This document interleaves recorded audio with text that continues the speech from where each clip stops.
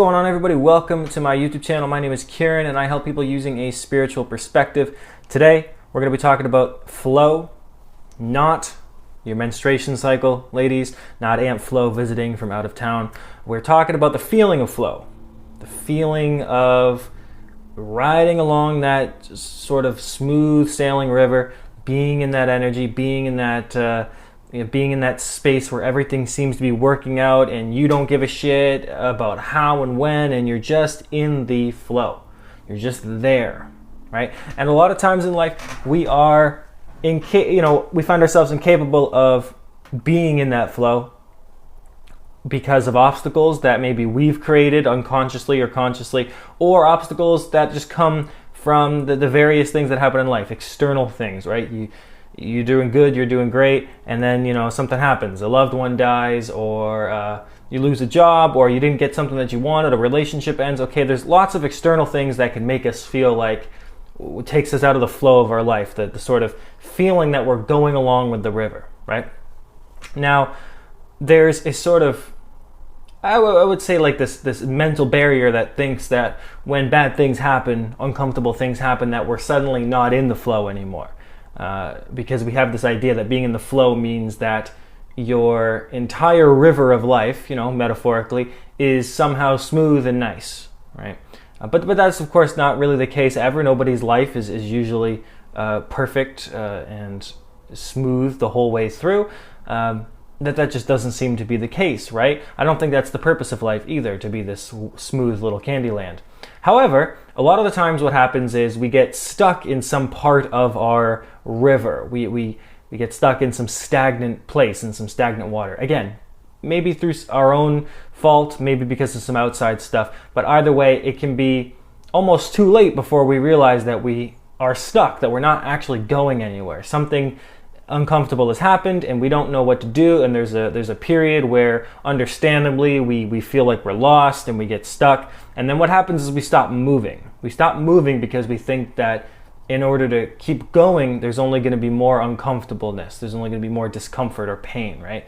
When we experience uncomfortable or bad things. So we almost stop swimming or stop kind of like laying back and letting the current carry us. When negative things happen, we tend to put our feet down and sort of ground ourselves in the mud and the muck, and we create the obstacle ourselves, and we become that obstacle, and the water around us becomes stagnant, and we ourselves are not moving. So there's an acronym here. There's an acronym that I made up. I didn't take this from anybody. Maybe somebody's come up with it, but I've come up with an acronym for the feeling of flow. Okay, and these 4 words determine, in my opinion, what that feeling is and what someone embodies when they're in the feeling of flow. Okay, so let's start with F. Of course, the word is fuck. No, I'm just kidding. It's not that. The word is focused. When you're in the flow, you are focused. Okay, being focused does not mean that you're hyper vigilant of everything around you. I'm not talking about like that movie Limitless, where you take a pill and suddenly you can speak 6 languages and know a bunch of karate, or whatever the hell that movie was about. I'm still not sure. But focus does not mean that you're involved in every little thing, overworked, tired, okay? That's not what focus means. Focus means that you are attentive to what's going on around you in the present moment.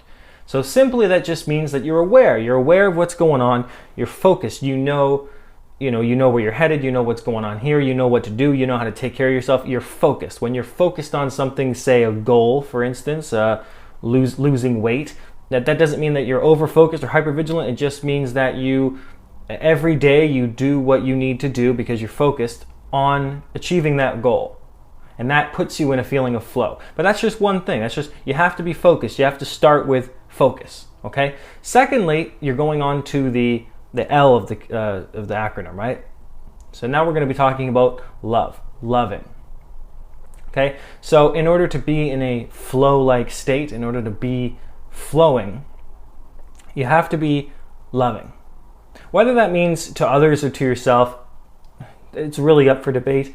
Excuse me. Of course, I would argue that loving yourself allows you to love others, at least more fully or more in a healthy way.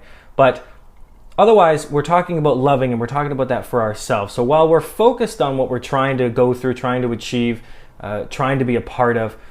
Being loving, being in a loving space is the way that we can move through that, the way that we can sort of allow our focus to carry us without it becoming us.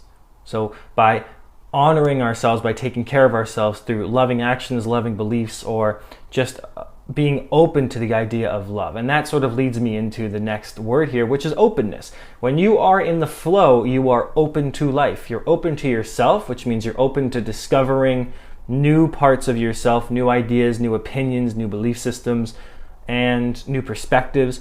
And that openness allows opportunities to come in, or allows you to see opportunities that were always there, allows you to learn lessons more quickly, and allows you to sort of determine what's worth putting your energy or your time into. When you're open, you can see all of this, and life seems to just make sense. So you have to be open. Of course, the focus and the love, that allows you to not only try to achieve something, but get into a space where you feel that you deserve it with the love. And then the openness is the realization, or the sort of the break in the river, where it stops being narrow and now it's gone into this big wide lake, right? And so being in that vast openness allows the flow to more naturally start to come in, right? And lastly, we're going with the W, which is a sense of wonder, right? Wonder is really important because there is a sense of magic in the world, not through strict definitions of the term magic, but there is a sense of magic in the world that can create a sense of wonder. And there's a lot of beautiful things in life that can absolutely cause you to, for whatever reason, forget about your own ego or your humanity, even forgetting about society, forgetting about politics and religion and your opinions and movies and what's going to happen tomorrow. And there's just a beauty in the moment and being alive, and there's a sense of wonder about everything that could happen and might happen and hasn't happened, or might, has already happened. And you find it in very simple things. I set up a bird feeder outside my window here. I got like a couple different like feeders and bowls and like some water and stuff. I just set it up because I like birds, and I don't know, maybe I'm like an 85-year-old man, but I like birds, and they just like, they go outside, and there's all kinds of different birds. Some I don't even know the names of, but like sparrows and blue jays and cardinals and robins and stuff. And sometimes like a squirrel will come out of nowhere and do some gang signs or whatever. But it's awesome to see that, because I just wake up and I hear them, and it's not that annoying. You'd think it would be, but it's not. And I look at them, and it's just beautiful, because they don't know I'm watching them, which is creepy, but that's okay. They're birds. And I get filled with a sense of joy, because I'm just watching life happening, and it gives me a sense of wonder. And you can experience this in any kind of way. Like synchronicities can bring in a sense of wonder. Seeing something beautiful for the first time can bring in a sense of wonder. Having a meaningful conversation you didn't expect to happen can bring in a sense of wonder. Meeting a crush, or finding out that your crush likes you back, or some, a guy or girl does something or other, love, career. There's so many different categories and genres and themes that can bring a sense of wonder into your life. And that feeling is huge, right, into allowing the sense of flow to continue throughout your life, right? So focused, loving, openness, wonder. Those are the qualities or perspectives that one needs to have in order to get back into the feeling of flow, because it is actually a natural state. And if it's a natural state, flow, then that means that these feelings, emotions, ideas, perspectives, these are also natural to us, to the human being. They're natural to us, and absolutely they are, because most children who do not have abusive parents, or have not yet found out their parents are abusive, live in this state, more or less, okay? Focused on what? A child, we're not talking about ADHD or anything like that, where they can't focus on a problem, right? We're talking about focus in the sense that, you have a goal and you're focused on what it is that you're trying to achieve, right? And kids mostly live in the present, which is where the focus comes from. That's where focus is. It's only in the present, right? Kids are mostly loving, very open, very willing to have a sense of wonder as well. They're amazed by little things, right? It doesn't mean kids are perfect or whatever, right? They're dirty and they're messy and they say whatever's on their mind. They have sense of boundaries, but that's not the point, right? We're talking about being in that childlike innocence, right? Innocence is a natural state of ours. So flow is a natural state of ours. And if a child can be in the flow, then so can an adult, right? Anybody can be, because it's a natural state. It's a part of us. So if you're trying to bring yourself back into a state of flow, the best thing you can do before we even get into any of that, right, is to just remember what I was saying at the beginning of the video, where that bad negative things happen does not mean that your river of life is fucked up in any way. It's just part of the river. It's part of your stream. That's part of it, okay? Getting stuck and being stagnant is often something that we do to ourselves unknowingly. So the first thing that we can do to get unstuck is just to realize that it's fine that we're stuck, okay? Because we were probably always supposed to be stuck, or we were probably always supposed to experience what we were going to experience, which elicited a response of feeling stagnant, right?